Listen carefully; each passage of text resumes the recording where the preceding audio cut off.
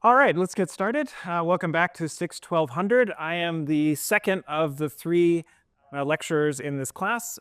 You can call me Erik, and Bryn Moore will be on next week. So today we are going to continue our theme of induction and prove some even cooler and stronger forms of induction. Just a recap of where we were last time. As we've seen, we're growing our catalog of different proof techniques of how to prove different types of theorems, almost by like a cookbook. If you want to cook this, here's how you get started. And so here's a brief summary of this. If the theorem you want to prove starts with there exists something, then a natural way to prove that is by example or by construction. You construct a particular x star and prove that p of x star is true. And if you can do that, then you've proved that there exists an x where p of x is true. It's kind of straightforward, but it lets you unwrap. If I give you an expression that starts with exists, then you know your first step is try to figure out an x where this is true. And of course, to prove p of x star, you probably recursively use this cookbook. If you want to prove a universal, one common way, if you want to prove for all x, p of x is true, typically your first line is take an arbitrary x, just give it a name, x, and then prove that p of x is true no matter what x you started with, therefore it's true for all of them. Come back to induction in a second. If the main thing you want to prove is an implication, p implies q, this is if p, then q. And I want to remind you that p implies q is the same thing as not p or q. We'll use this a bunch today. Then the direct way to prove this, what we call a direct argument, is assume p is true and then prove q is true. Because this implication, we only need to prove that q is true when p is true. If p, then q. Or another way to prove that same statement, p implies q, is what's called the contrapositive. It turns out p implies q is the same statement. It's equivalent to not q implies not p. Remember, this symbol is a negation. Flip true and false. So to do that with a direct argument, we would prove that if not q is true, then not p is true. In other words, assume not q and then prove not p.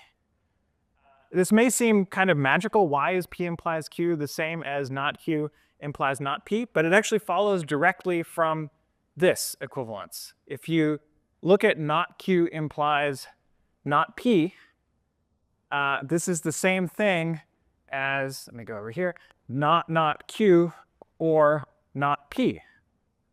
Right? Because it implies it's the same thing as taking an or if you negate the part on the left. And not q is the same as q. Okay, so this was not q implies not p. It's the same thing as this, is the same thing as this, and that is exactly this, just by switching the order of the ors. And so p implies q is the same thing as not q implies not p.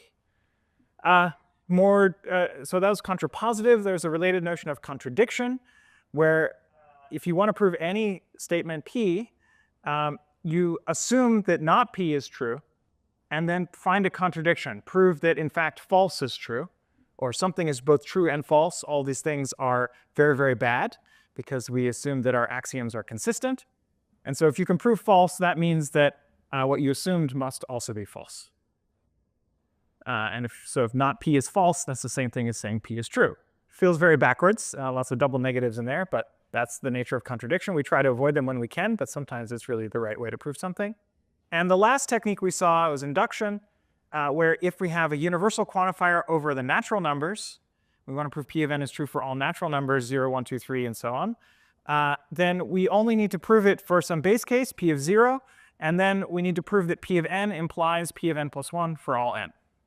So we'll talk more about induction in a little bit. Today, we're going to add to this list two more proof techniques. One is proof by cases, and the other is strong induction. So proof by cases is just a nice general technique to be aware of. It can be very powerful. Strong induction is going to be an even cooler form of induction. All right, but we'll start today with proof by cases. And we'll start with proof by two cases.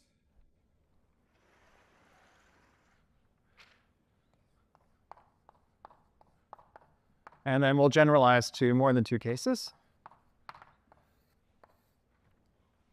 So the idea is take any proposition C and observe that C or not C is a tautology, meaning always true. Okay, if C is true, then this whole thing is true because C is true. If C is false, then not C is true, and so this whole thing is true. I'm going to remind you this so V symbol is an or, whereas the opposite symbol is an and. I think the mnemonic here is this looks like a letter A. This looks like a letter O. I've heard some people say this looks like a lowercase r for or. Anyway, you just remember these things. This is or, this is and. So C or not C is the question. No, is always true. So we call it a tautology, fancy word for being always true. And so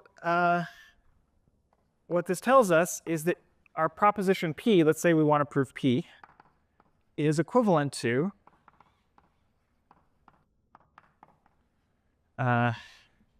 C or not C implies P. So this is saying if C or not C, then P is true. C or not C is just always true. So this is saying if true, in other words, always, P better be true. So P and this implication are equivalent.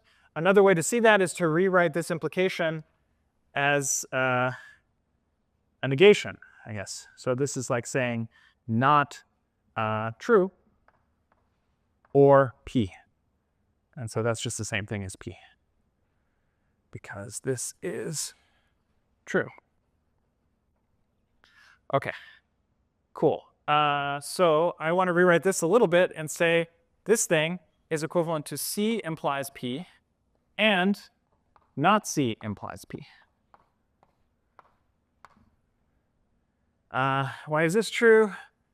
It's like a distributive law. This is saying I want to prove that C implies P, and I want to prove that not C implies P. That's what I wrote over there. That implies that the combination of C and not C implies P. Okay, so I claim these are equivalent. One way to verify it is with the truth table, or you can do it with some manipulation. All right, so we have what this is saying is, in order to prove P, we need to prove that P is true assuming C, and prove that P is true assuming not C. And these are the two cases. And a proof by cases. Let me write out a little template for you. Let's suppose the theorem we want to prove is P. Theorem means something that's true and that we're about to prove. And so we'd usually say proof by cases on the truth value of C. So this is for any statement C. Proposition is what the word I was looking for. Any proposition C, it's either true or false. And so we're going to do proof by cases on the truth value of C. Case 1 is that C is true. And case 2 is that C is false.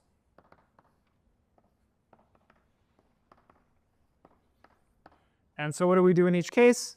Well, in the case that C is true, this means that we get to assume that C is true.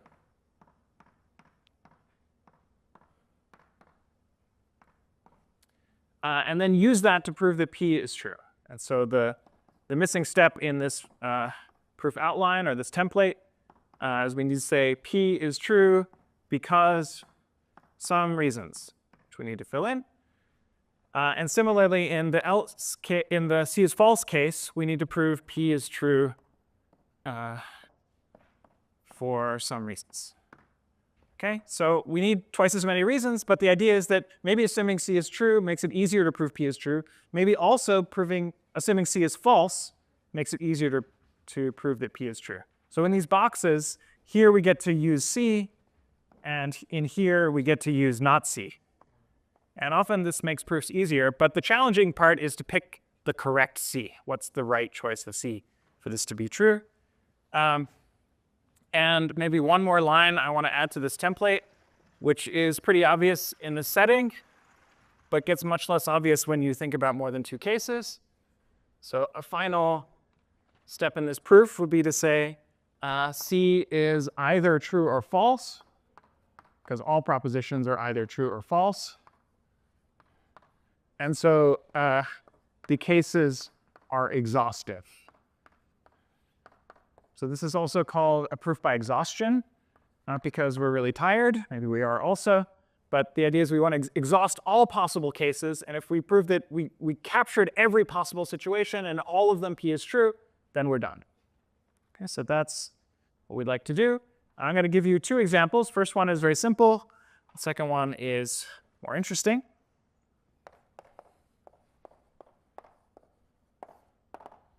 Questions? All right.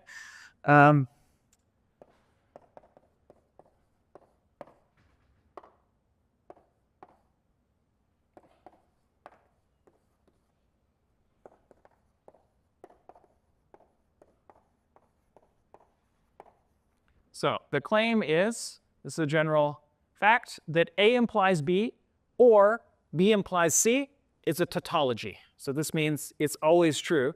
Again, so you can rewrite this as for all A, B, and C, which are either true or false,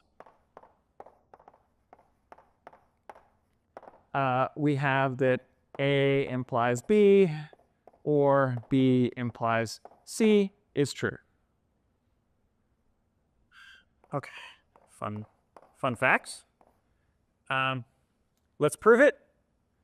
And the proof technique we're going to use by cases, by two cases, namely on B. B is either true or false. We could try to do a case analysis in terms of A or in terms of C. Turns out B is sort of the right answer here. It will lead to the fewest cases. We'll only need two. Intuitively, because B is in both of these expressions. So it seems good to split on B because it will impact this one and this one. OK, so case one is that B is true.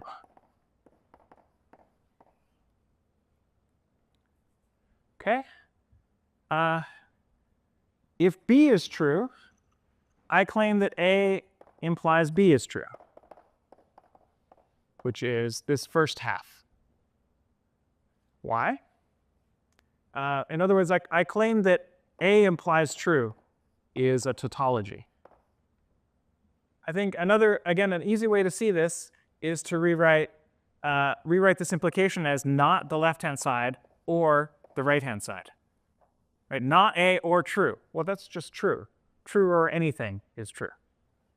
Okay, so in particular over here, not A or B is true because we just assumed that B is true. Okay, so this tells us that A implies B or anything, in particular B or C, is also true. Okay, so kind of trivial, right? If you assume B is true, then of course this is true, and so of course the whole thing is true. So easy when you have the correct case. Let's think about the other case. It's not enough to just have one half of the cases. We also need to think about when B is false. When B is false, I claim that the other term is true. I claim that B implies C is true. This is maybe a little less intuitive. This is saying that false implies C is a tautology. Like for any C, false implies it. This should eventually become intuitive for you when you get used to implies and if-then. This is saying if false, which means never, I need C to be true. But if this condition is never true, then I don't care about the right-hand side. If pigs fly, then I don't know, apples are orange or something. That's a true statement because it will never be the case that pigs fly, or at least in the present time. So another way to see that is to think about, again, not B or C. B is false, so not B is true. And so, of course, true or C is also true. Okay, and so that tells us that anything or B implies C is also true. So in other words, this statement, which maybe I'll call P, I'll say in either case, P is true. And so I write my little end of proof symbol. This is QED from last time. This means that I have demonstrated the theorem. Cool. So in one case, this part was trivial. In the other case, this part was trivial. Because it's an or, we're happy in either case. And we've done our first proof by cases. Pretty straightforward. Let's do a more surprising result using proof by cases called mutual friends and strangers. This is actually a famous mathematical problem. We're going to solve today a particular case of it, which is, suppose you have 6 people, and every 2 of them are either friends or not.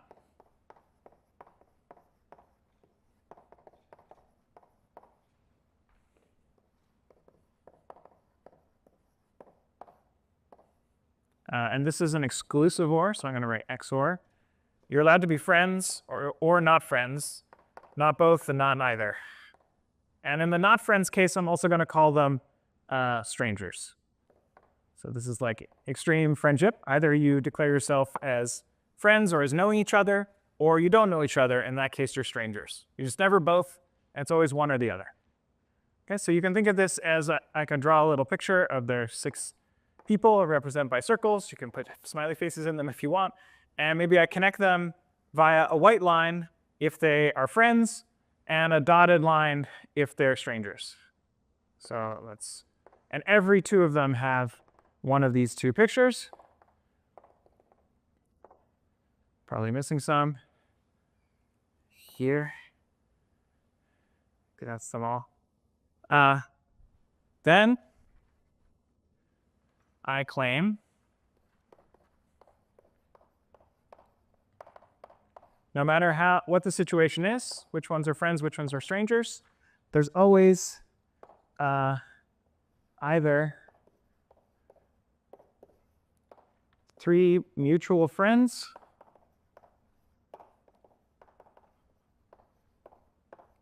or 3 mutual strangers.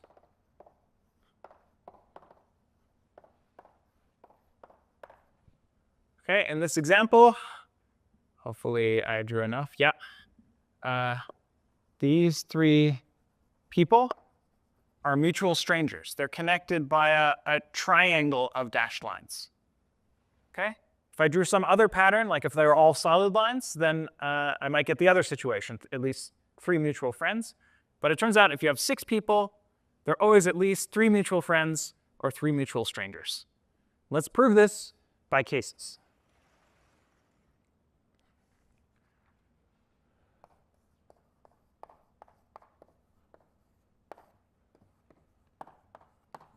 Whenever we apply proof by cases, we need to come up with some proposition C that's either true or false. Well, for proof by 2 cases, which this will be. And it's a little work in this case to do it. It turns out a useful first step is to pick any person P. So just take the first person or the 7th or the 5th person out of 6. Doesn't matter which one, but label it P. So now we have a person to talk about. This is sort of like the proof by example or by construction, right? We want to, overall there, we want to prove an existence. We want to prove the existence of 3 mutual friends or existence of 3 mutual strangers. So it's a useful step to either construct one, or in this case, we're actually not doing much for construction. We're just taking an arbitrary x. But that will be enough for this problem. Okay, so let me draw a little circle for P. And it might have some friends, and it might have some strangers. Okay, how many of these lines coming out of P are there?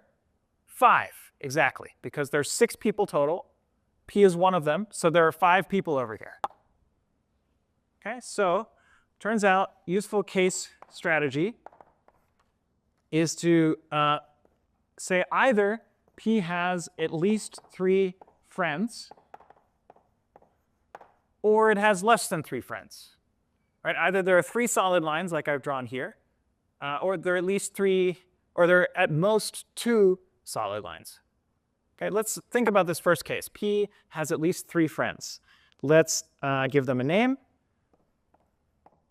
Q, R, and S. So that's sort of a general picture. Now we're assuming P has 3 solid lines to 3 people, Q, R, and S. Okay, this is not yet a triangle. We haven't solved the problem yet. But if we break into more cases, we'll be able to. Okay, so case 1a is going to be sum 2 of Q, R, and S are friends. Okay, suppose, for example, Q and S are friends. Have I found a triangle? Yes. P, Q, and S are mutual friends if this edge is here. Or if this edge is here, then these 3 people are 3 mutual friends. Or if this edge is here, these 3 people are mutual friends. If there's any edge in here that I can draw, any solid line between Q, R, and S, then those 2 people plus P form 3 mutual friends. Okay, so that case is actually easy.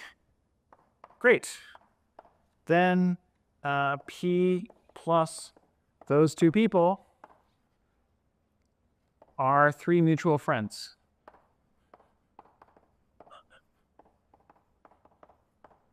Okay, which was situation 1 up here. There's always either 3 mutual friends or 3 mutual strangers. Okay, so now we need to think about the other cases. Let's go over here. We found one case that was easy, but there's case 1b, which is maybe there aren't 2 mutual friends, and there's case 2, where P does not have at least 3 friends. Okay, but it turns out all of these cases will be easy. So let's do case 1b. Now, I get to sort of freely choose what case 1 was, and I get to freely choose what case 1a was. Because whenever I split into cases, I get to choose my proposition C to be anything I want. So this was C in the first case. This was C in the second case. But generally, if you're doing proof by 2 cases, you have no choice at this point. So case 1a was whatever. Case 1b has to be the negation of this. Okay, so case 1b literally is not sum 2 of Q, R, S are friends. But if you think about that for a little bit, this is saying Q, R, and S. Let me write this in a couple of steps. No 2 of Q, R, and S are friends.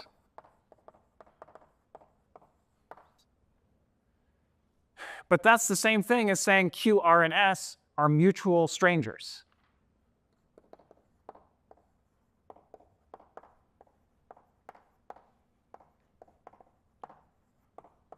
Okay, we're using this fact of this assumption that every 2 people are either friends or strangers. Always one or the other. So if there's no solid line over here, then all of these are dashed lines. So all 3 of these are mutual strangers, and there we found our triangle of strangers. Okay? So it turns out case 1a and case 1b are actually just as easy, just sort of reversed.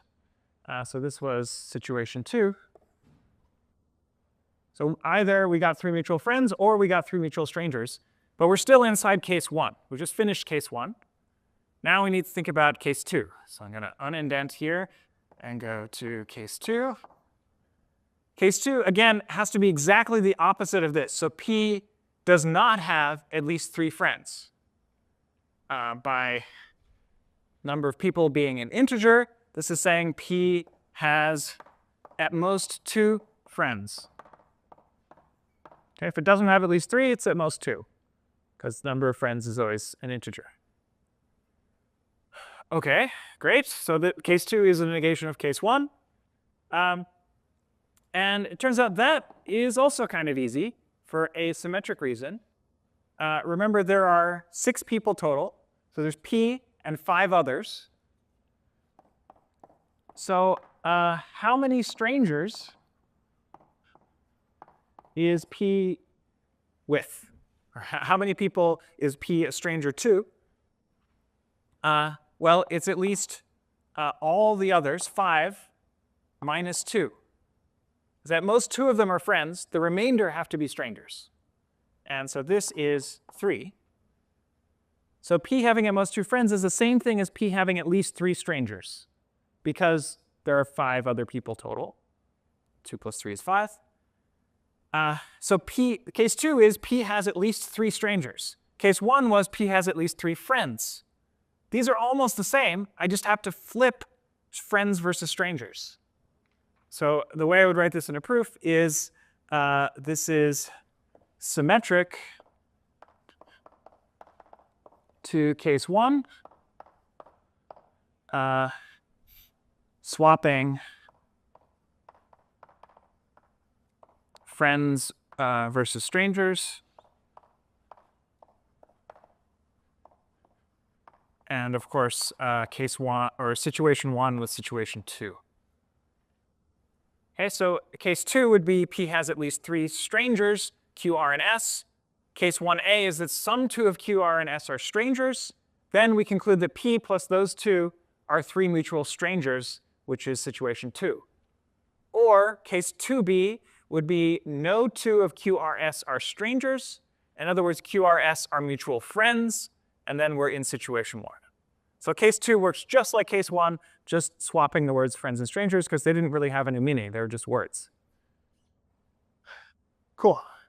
So in all cases, we prove the desired result. Either situation 1 or situation 2 happens. This is a particular case of something called Ramsey theory.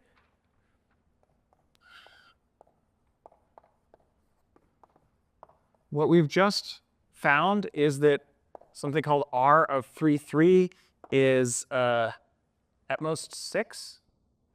In general, R of F, S is the number of people you need in order to guarantee that there's at least F friends or at least S strangers. So we just did at least 3 friends or at least 3 strangers. We showed that 6 people was enough. It turns out 6 people is exactly the right number. You need 6 people in order to guarantee at least 3 friends or 3 strangers. If you wanted to guarantee 4 friends or 4 strangers, turns out you need 18 people. If you want to guarantee 5 friends or 5 strangers, turns out you need somewhere between 43 and 48 people. But we don't know how many.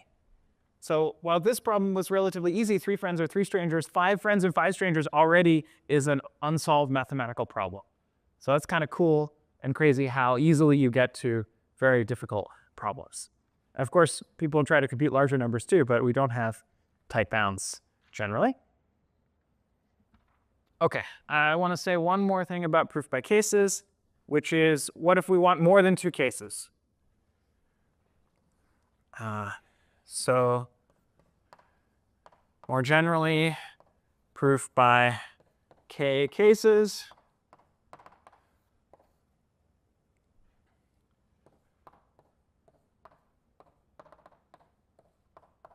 So instead of just C or not C, let's suppose we have a bunch of propositions C1 through CK. And let's suppose that this is a tautology. Favorite word for the day. So suppose that it's always the case C1 or C2 or ... or CK. One of these things is always true. Then we can follow this template.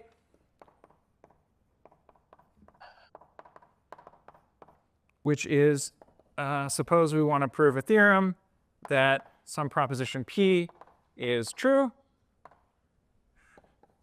Then we'll say proof by cases. And There's k of them, so I'm just going to write it generically. In case I is that ci is true. In other words, we get to assume ci is true. And then what we need to do is prove that p is true in that scenario. And p is true because reasons. And then here it's especially important to say that the cases are exhaustive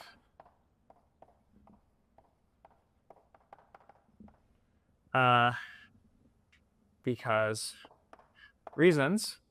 And exhaustive here just means that C1 or C2 or up to CK is a tautology. Okay, so you need to prove that C1 or or CK is always true. That's the meaning of the cases being exhaustive. So there's sort of two parts. One is to prove that each case is OK. The other is to prove that those cases cover everything. Okay, so I won't show an example of K cases here. We'll see them in recitation and so on. But I will tell you a story about one famous proof by cases, which is the four-color theorem. I'll illustrate the four-color theorem with an example. So here's a map of the United States. And I've colored all the states, all the regions of this map with four different colors, red, green, blue, yellow, in such a way that if you have two regions that share a positive length boundary, then this color A is different from this color B. Okay, it has to be not equal. Otherwise, if you had two red regions next to each other, it would be hard to see the boundary. So the colors illustrate the boundaries between all the regions. Four colors seems to be enough for this map. It's also enough for this map of all the countries. Is it true for all the maps?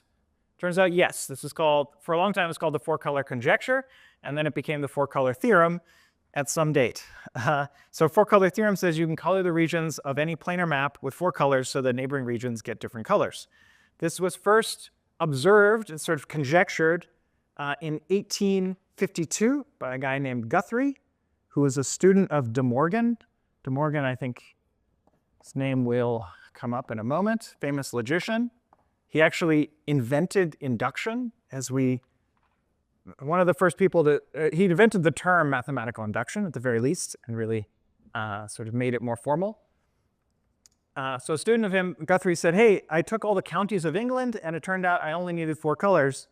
Is this a theorem? And he asked indirectly De Morgan, and De Morgan said, hey, seems cool. I don't know, maybe. Then the following year, 1853, another mathematician named Kemp proved the theorem. But proved should be in quotes because 11 years later, 1864, Haywood found a bug in that proof. Turns out there were a lot of cases in this proof, and the cases were not exhaustive. So it wasn't done. Then, 15 years later, 1880, Tate proved the theorem. Then, 11 years later, Peterson found a bug in that proof. Again, not all the cases were exhaustive. Then, 85 years later, 1976, Apple and Haken, or maybe it's Appel, I'm not sure,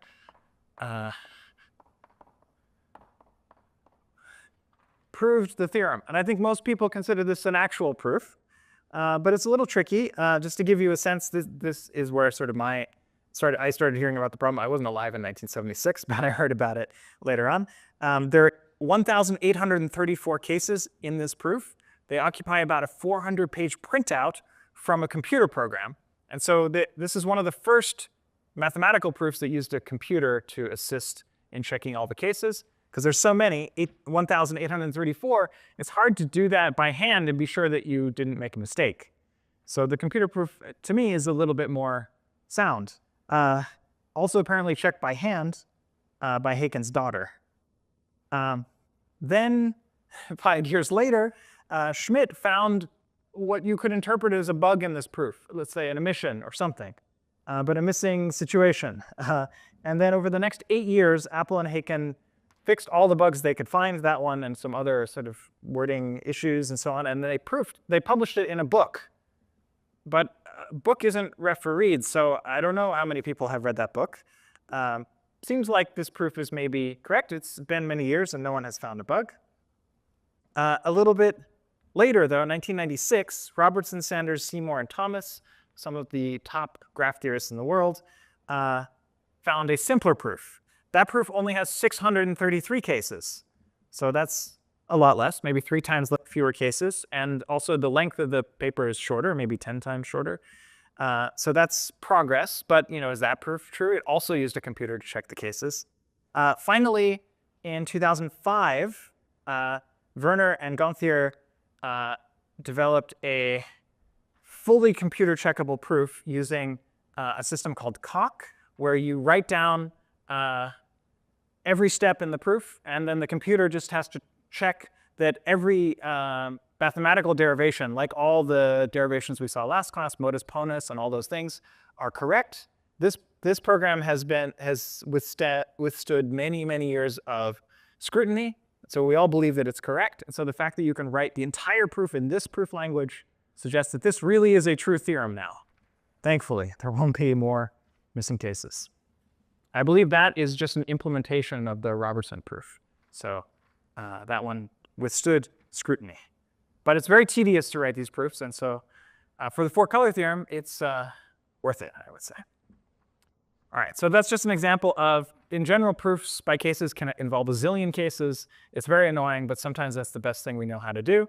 Maybe we'll come up with a simpler 4-color theorem proof at some point, but best we know so far has hundreds of cases. All right, let's go back to induction. First, I want to review induction a little bit, and then we will get a stronger form of it.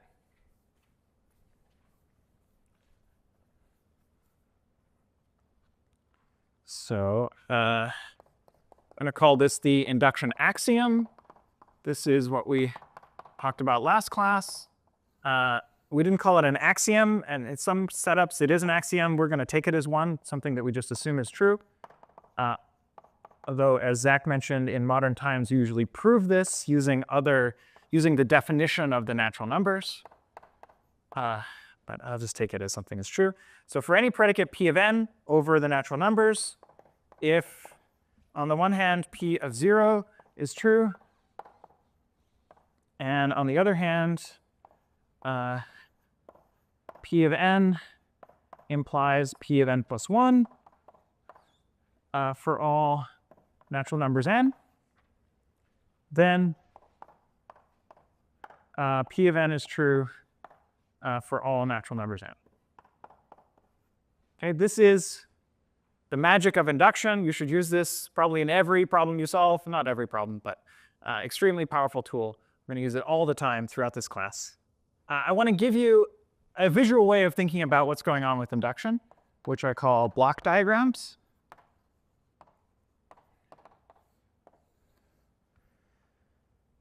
I'm going to think of a block, like a little box here, that takes as input, think of it as a procedure. You give it some true propositions on the left, and it produces a true proposition on the right. Okay, or you could think of it as if I give you some proofs of these propositions, then this block will give you a proof of a proposition on the right. Okay, so what's going on with induction is we're given 2 of these blocks, these 2. So you can think of part 1, p of 0 is true, as a block that has no input. So this is what we normally call the base case. So it doesn't need to assume anything, and it just produces for you a proof that p of 0 is true. Okay, and the second part here, the induction step, says that if you can prove p of n is true, and you plug it into the induction step, then it will give you a proof that p of n plus 1 is true. So a bunch of examples of this last time. We assume p of n, and we use that to prove p of n plus 1. Okay? Now, the cool thing about blocks is you can just chain them together. So if we chain, the only block we can place first is this base case, because it doesn't need anything to get started. So we start with the base case argument. That produces p of 0. Now we plug this into the step. This step has to work for all n. So in particular, it works for n equals 0. And so we plug that into the step, and we get p of 1. We plug p of 1 into the step, so n equals 1. Then we get p of n plus 1, namely p of 2. And we plug that into the step, and we get p of 3, and so on. Okay, so this just gives you some intuition for if I can build an argument for why p of 0 is true, and I can build an argument for why if p of n is true, then p of n plus 1 is also true, then I can just repeat that argument over and over with different n, increasing n by 1 each time, and I can use that to prove that all the p of n's are true. Okay, this is like visual intuition for why this works. Of course, we're not going to actually prove p of n is true for all n, but should be pretty intuitive from that.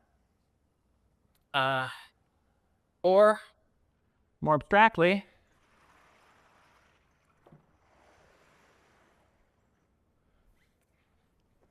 you can actually think of induction itself as one of these blocks. Let me use another color. So we have, on the one hand, a block base, which produces p of 0.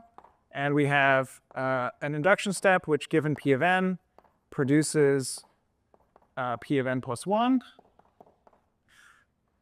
So I'm going to think of this as a thing that's true, and this as a thing that's true. And then what induction gives me, induction is a block that, given these two facts, if you can prove each of these things, then it gives me a new fact, which is for all natural numbers n, p of n is true. Okay, so that's sort of the, instead of having to draw out this infinite length path, induction just does it all at once. It says, oh, I know I can chain these all together forever, therefore p of n is true for all n.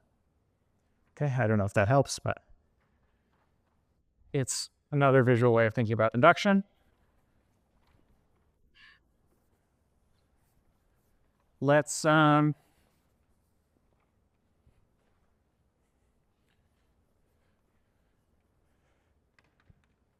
right. Let me tell you another equivalent formulation of induction, which I prefer.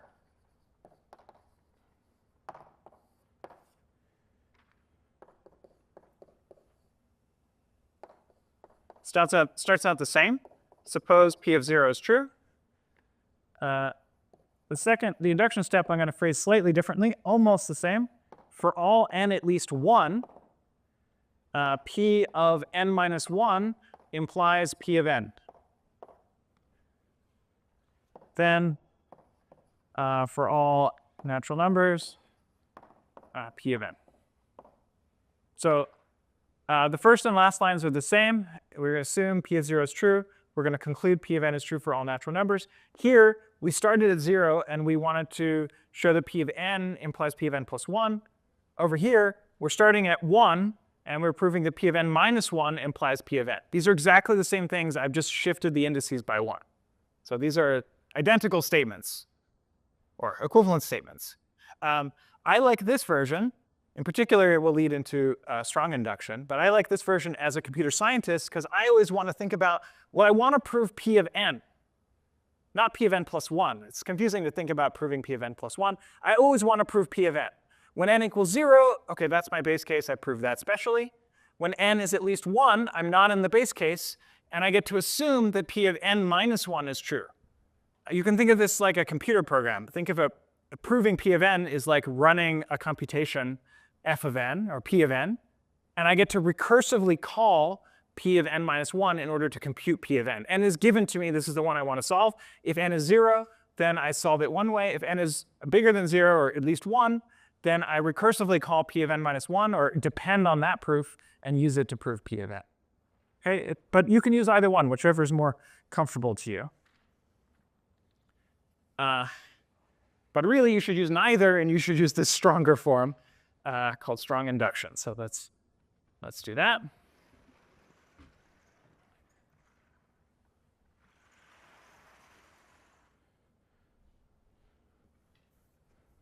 Strong induction just gives you more to work with.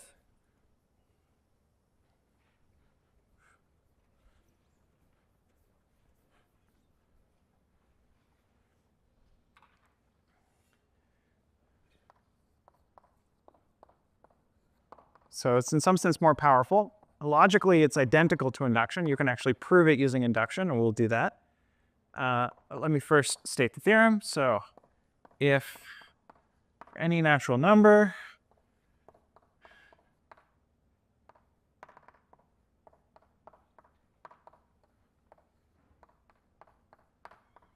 this is true, then for any natural number, P of n is true. Okay, let me bring this one down to compare. So first thing maybe to notice is that it doesn't seem to be a base case here, which is a little weird. It's just one condition, then this. Let's compare the steps first of all. Or I guess let's think about the case. This has to be true for all n. If we think about when n equals 0, that's the missing base case. What this is actually saying is p0 up to p minus 1 implies p of 0. Okay, so this is kind of weird notation. I'm abusing the ... a little bit here. And for when n equals 1, this is p of 0. When n equals 2, this is p of 0 and p of 1. When n equals 3, I mean, for larger n, it's very clear what this ... means. But when n equals 0, it's confusing. So I need to specify this is defined to be true for n equals 0. Okay, so for n equals 0, what you have to do is prove that true implies p of 0. In other words, p of 0 must be true in all cases. Okay, so there's, but then for larger n, what this is saying is not only do I get to assume p of n minus 1, but I get to assume all the p of i's before p of n. So I would normally say p of I is true for all I less than n. This is what I get to assume. That's probably actually a better way to state this thing. So with regular induction here, I got to assume that the previous p of n minus 1 is true, and I needed to use that to prove that p of n is true. But actually, if you look at this chain, like by the time I'm proving p of 3, I've already proved all the smaller pi's. So why not assume that? With strong induction, I get to assume that. In order to prove p of n, I get to assume all the pi's where I is less than n. Okay, now when n equals 0, I don't get to assume anything because there are no smaller i's. But when I get to p of 5, I get to assume p0, p4, p0, p1, p2, p3, p4. So I get to assume more, so this only makes my proof easier. Okay, to be clear, this is usually proved in cases. Normally you need to check 0 specially. That might be a base case. Maybe you have to check 1 specially. It depends on your implication argument. Often this implication assumes that n is at least something, and then you have to prove all the smaller n's to be true specially. But we'll get to examples in a moment. What I'd like to do first is actually prove that strong induction is true. This is not something you would repeat in your homework. You should just assume strong induction is true. But I think it's instructive to see why it's true as yet another example of induction. Okay, so we're going to use regular induction, this version, or actually I think this version, the induction axiom, to prove strong induction. Okay, now this is a situation where we need to define a particular induction hypothesis that's not the obvious one. And this is not at all obvious, but I'm going to define IH of n to be this p of 0 and p of n minus 1. In other words, for all I less than n, p of I. I like that better because it works even when n is 0. Because there are no i's less than 0, so that's just true when n is 0. Okay, so this is the thing I want to prove for all n. And how do we do it? Well, as usual with an induction, we have a base case. Base case is IH of 0. So IH of 0 is actually literally just true, because we defined it to be that way. We say when n equals 0, this ... is true. Or you could say, this is saying for all I less than 0, where I is a natural number, but there are no natural numbers less than 0. So this is like saying if false, then something, and that's just always true. So this is by definition, IH of 0 is true. Great. Easy base case, as usual. What's the induction step look like? I get to choose. I could either assume IH of n minus 1 and prove IH of n, or I'm going to assume IH of n and prove IH of n plus 1. So we want to show IH of n plus 1, assuming IH of n. Cool. So the key thing is we get to assume this is true. The strong induction says if this, then this. So we're assuming the if part. We're assuming that if this implication and this thing here is exactly IH of n. Right? So this says IH of n implies P of n. So we know IH of n implies P of n. That's what we get to assume in our theorem statement here. And we just assume that IH of n is true.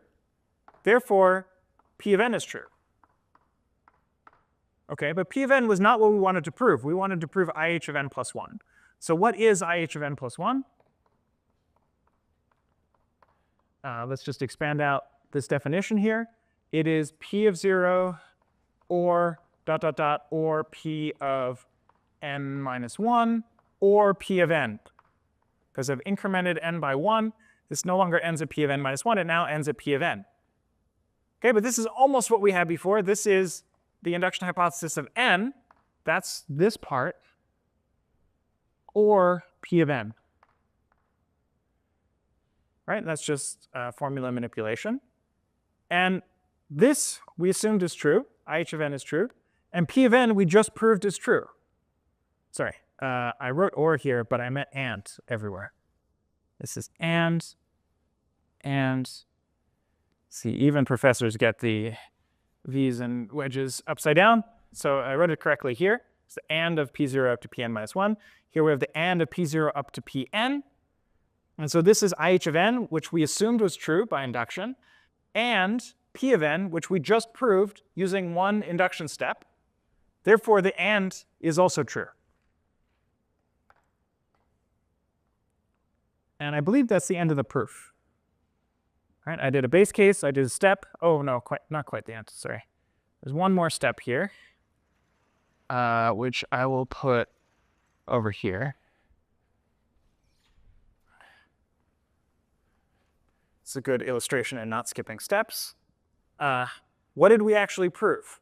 By induction, we proved induction hypothesis of n is true for all n. So by induction, like the regular old induction axiom, for all natural numbers n, induction hypothesis of n is true.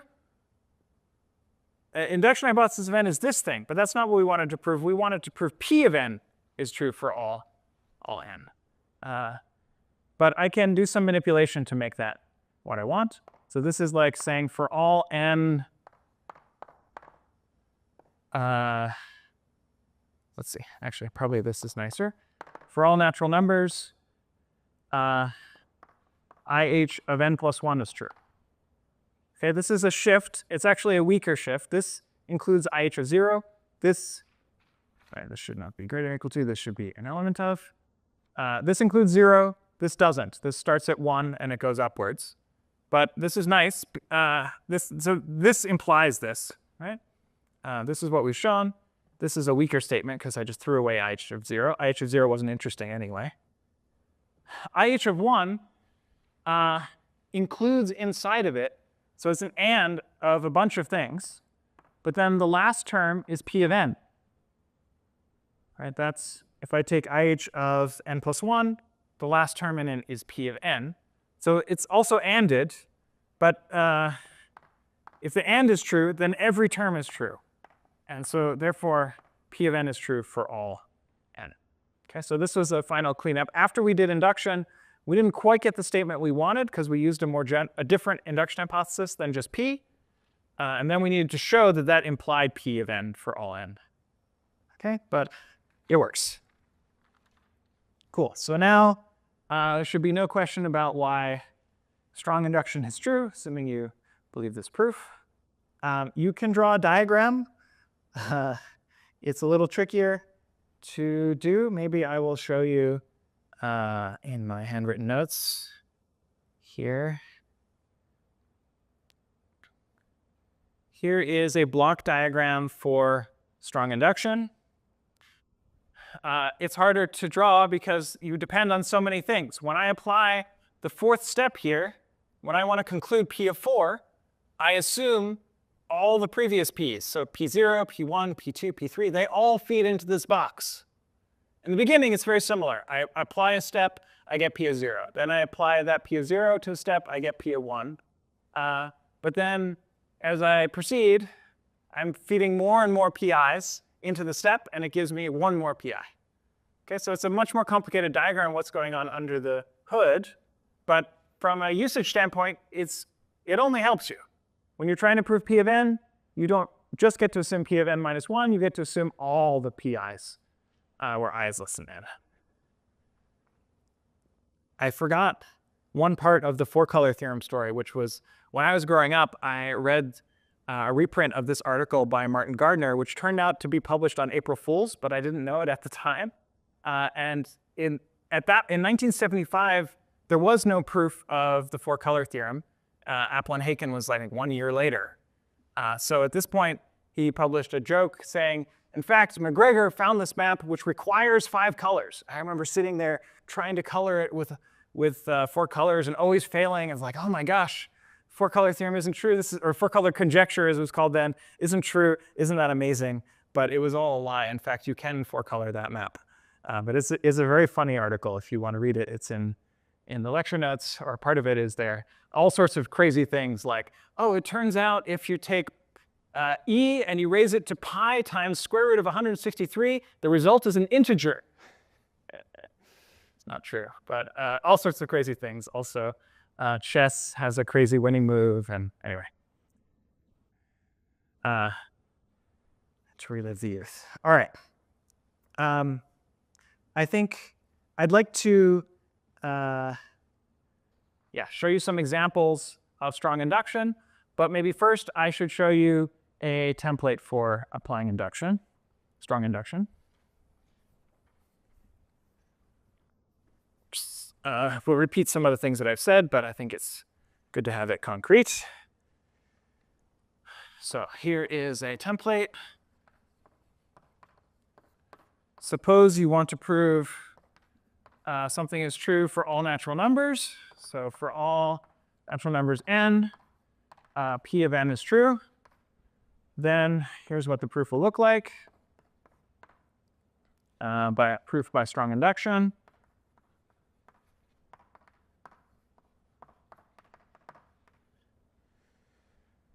So generally, we're assuming P of k for all k less than n.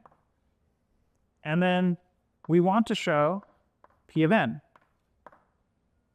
Okay, or you could shift the numbers by 1, but this is my preferred way of thinking about it.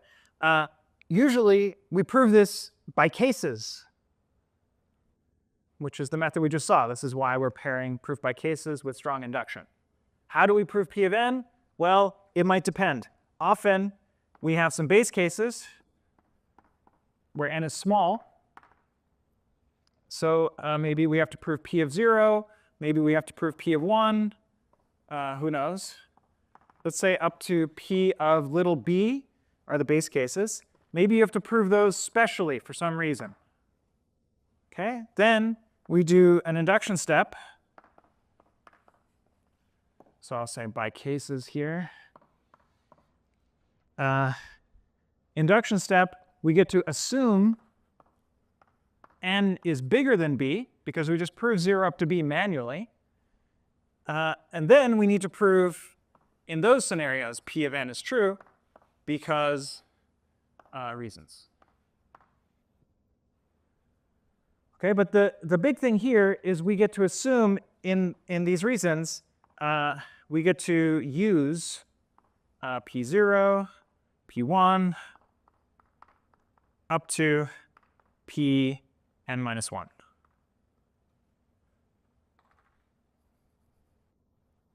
Okay, so that's the big win.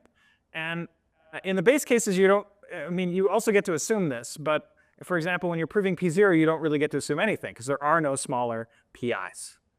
So often you have to do these specially because the induction step assumes somehow that n is bigger than 0. Sometimes you get lucky, you just need the induction step, but usually you need base cases. Let's see some examples, and this will become much clearer. So let's play a game called item stacking, or it's really unstacking.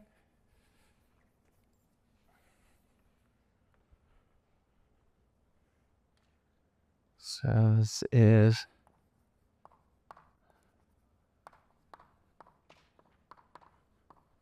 unstacking game.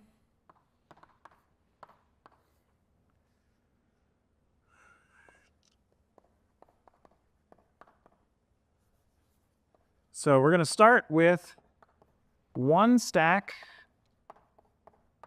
of n, and then a move splits a stack of s bigger than 1 items into 2 stacks with a items in one and b items in the other. And you get to choose these numbers a and b, but you need conservation. So a plus b has to equal s. And we also don't want 0 height stacks, so we need a at least 1 and b at least 1. Okay, so you get to choose a and b however you want, so long as there's at least 1 item in each stack. So let's take a physical example. I've got lots of blocks here, but I have no audience, so we're just going to demo this myself. In real life, this was a snow day at MIT, and so we're recording after the fact, so all the students, MIT students have seen it. This is specially for you at OCW. So when we do a move from S, so this is, we have a stack of size S, and we convert it into a stack of size A and a stack of size B, we get A times B points. That's just the definition of the game. A times B points when you split into a stack of size A and a stack of size B. So how should I maximize my score in this game? What's the best strategy? The game ends when all your stacks have size 1, because you can't make a move on a stack of 1 item. It has to be greater than 1 items. So let's try. Here I have a stack of 5 blocks. And one thing, maybe I'll try to split it roughly in the middle. So now, here, I'll rotate this so you can see the blocks a little bigger. These are 5 blocks. I split like this. So that's a group of 2 and a group of 3. Product of 2 times 3 is 6. I can do this level of arithmetic. So 6 is our total so far. When I split this one, I get 1 more point. That's 7. When I split this one, doesn't matter how I do it, I get 2 times 1. So that's 2 more points. That's 9. And when I split this group, I get 1 more point. That's 10. Okay, so one approach gives me 10 points. What if another natural strategy, that was like splitting in the middle. Another natural strategy is I just take 1 off each time. So if I take 1 off here, I get 4 points. If I take 1 more off, I get 3 more points. That's 7. 4 plus 3 is 7. I take 1 more off, I get 2 points. That's 9. I take 1 more off, That's 1 point, that's 10. Huh, 10 points that way, 10 points the other way as well? Maybe there's a theorem here. Maybe no matter what I do, I get 10 points. Well, that won't be true. But for 5 blocks, I will always get 10 points. For 6 blocks, I will always get, I don't know, 15, so some more points. It turns out it doesn't matter what strategy you follow, you always get the same number of points for a given initial stack of size n. Let's prove that with strong induction. Okay, so theorem is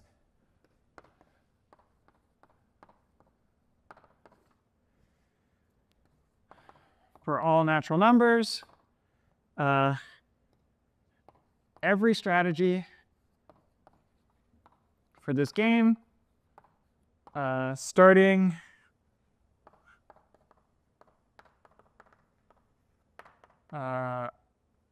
with the stack, one stack of n items,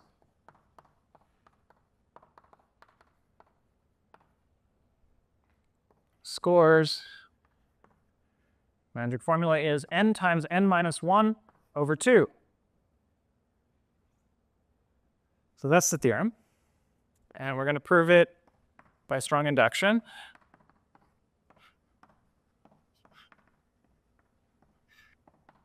In sort of the straightforward way. So our induction hypothesis is going to be exactly the theorem statement for a particular n. So I'm going to highlight this statement, everything except the quantifier, and I'll call that p of n. So what I want to prove is for all natural numbers n, p of n is true. And so that's just going to be our induction hypothesis. We're going to plug that into this template here, assume that p of k is true for all k less than n, and then prove p of n is true. So let's just try to do that. So what I would normally write here is assume true, assume that my theorem is true, assume p of n is true, p of k is true for all k less than n. I would say assume true for all smaller n.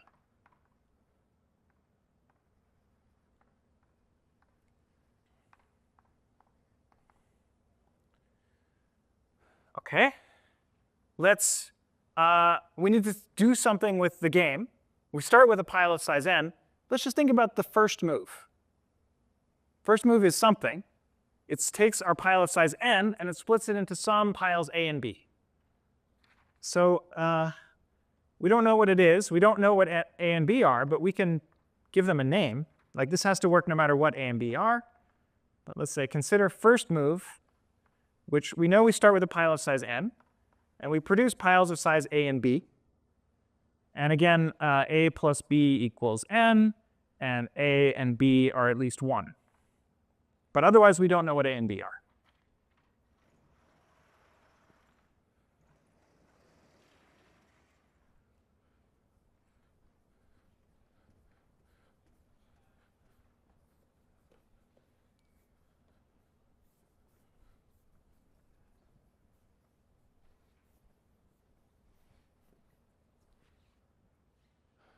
Okay, so we go down to here. So we now have a pile of size A, and we have a pile of size B.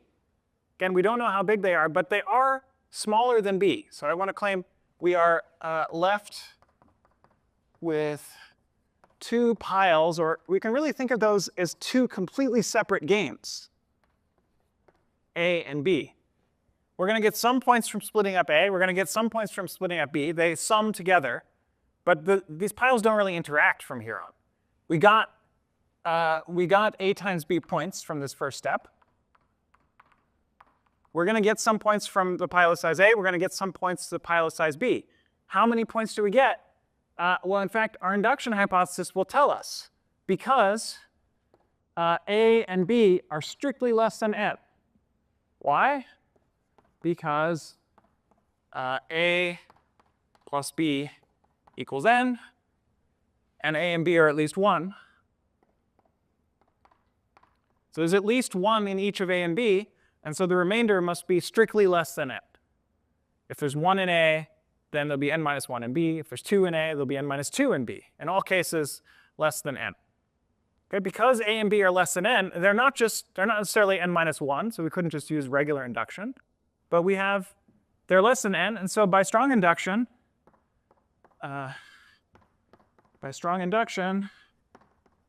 we know that P of A is true and P of B is true.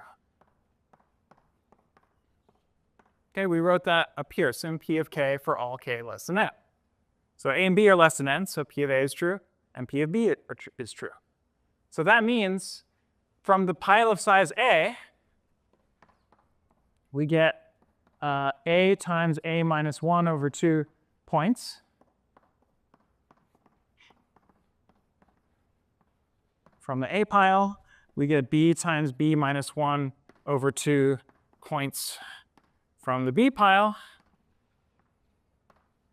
And then, of course, we got A times B points from the first move.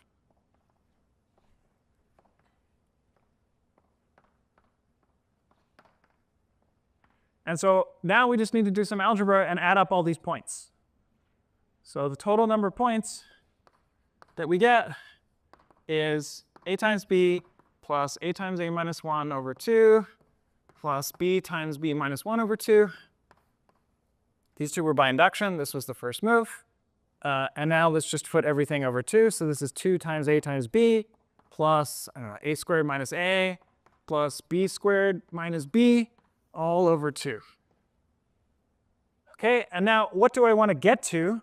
This is supposed to equal n times n minus 1 over 2.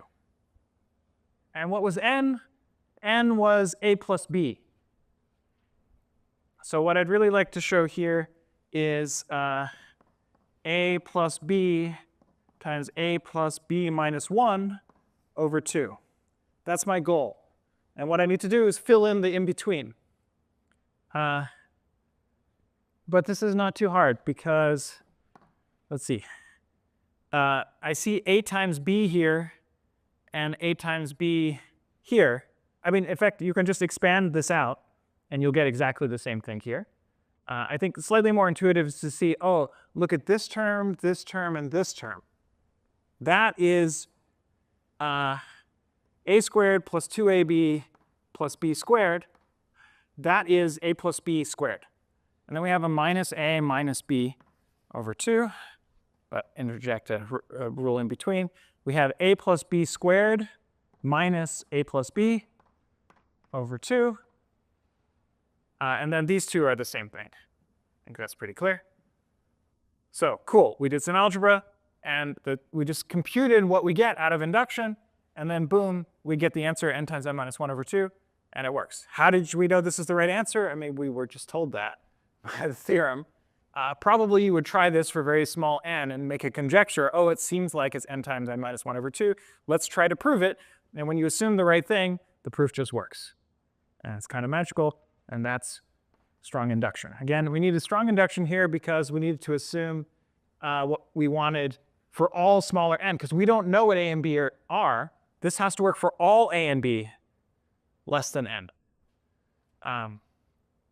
So luckily, strong induction gives us that. All right. I have one more example to tell you about. A slightly more complicated version of the same thing. We're going to use strong induction. Don't need any of these.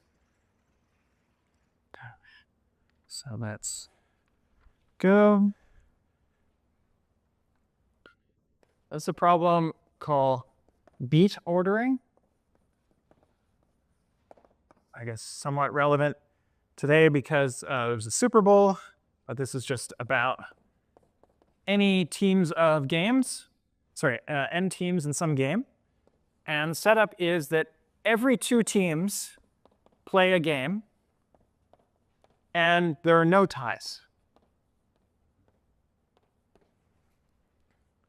One team wins, and the other loses. Okay, this is sort of like friends and strangers, where it's either one or the other. But in this case, it's asymmetric. It's not, they're not both happy or both sad. One's happy and one is sad. Okay, this is what's called a round-robin tournament. Most sports are not played this way unless it's a small number of teams, because it's a lot of different teams. It's actually n times n plus 1 over 2 games, which is a lot. All right, so what we would like is what's called a beat ordering.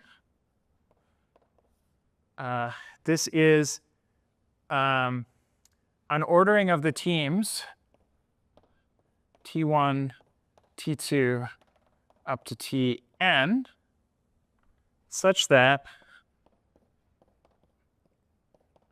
B1 beat, T1, T here for teams, T1 beats T2, T2 beat T3, and so on, and Tn minus 1 beats Tn. Okay, let's draw a little example. There's Team Rock, Team Scissors, and Team Paper. Okay, paper beats rock, rock beats scissors, scissors beats paper. Okay, this is a possible outcome in a 3-team tournament. There's not necessarily one best team here. There is no best team.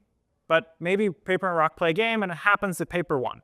Maybe rock plays against scissors, and it happens rock won, and scissors played against paper, and it happens scissors won. Okay, you can tell why I named the teams this way. Then one way I could order these teams is paper, rock, scissors, because paper beats rock, rock beats scissors. Okay, so this is sort of the input, and this is my goal, is to produce an ordering like this. But I need to do it for n teams, not just for 3. Okay, so let's do strong induction to prove that the theorem is a beat ordering always exists.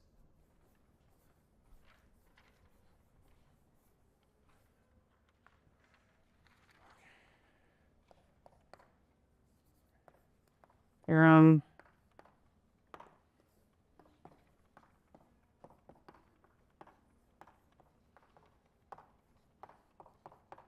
And when I say this always exists, what I really mean is for all n, and then for all tournaments of size n,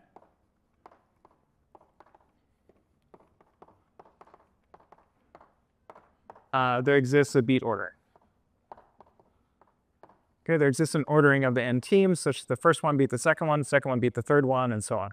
I should say for all I, Ti beat Ti plus 1. Okay, so we claim this is true. Proof by strong induction.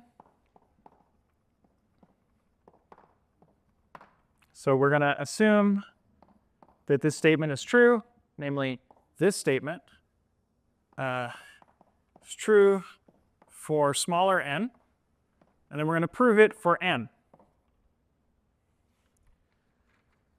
Okay, let's pick a team, any team, call it T. Then I'm going to split everything with respect to T. So I'm going to define W to be the set of teams that win against T.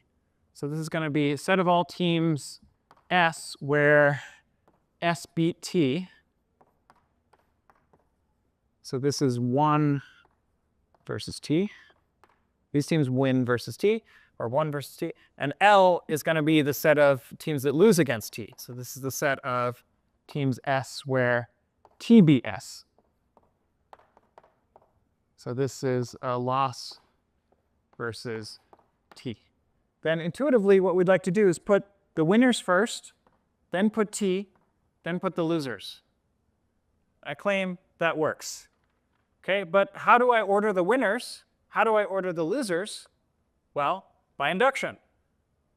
I claim the size of W, this vertical bar means the size of the set, is less than n, and the size of L is less than n, because the size of the winners plus the size of the losers plus 1 equals n. This is a 1. Why? Because every team is either T, or they won against T, or they lost against T. So this is counting all of the teams. There's T itself, the ones that win against T, the ones that lose against T. Together, that is exactly n. Every team is exactly one of these categories. And there's a plus 1 here. And all of these are non-negative. Here, W and L might be 0. But there's this plus 1. That means both W and L are strictly less than n. So the induction applies to them. So by induction, this thing is true. For any tournament of size W, there exists a beat ordering of W. For every tournament of size L, there exists a beat ordering of L. So we get a beat ordering. We get 2 of them, really. Let's call it W1, W2, ... W size of W. This is an ordering of capital W. And we get L1, L2, ... L size of L as a beat ordering of capital L. And then we concatenate. So we claim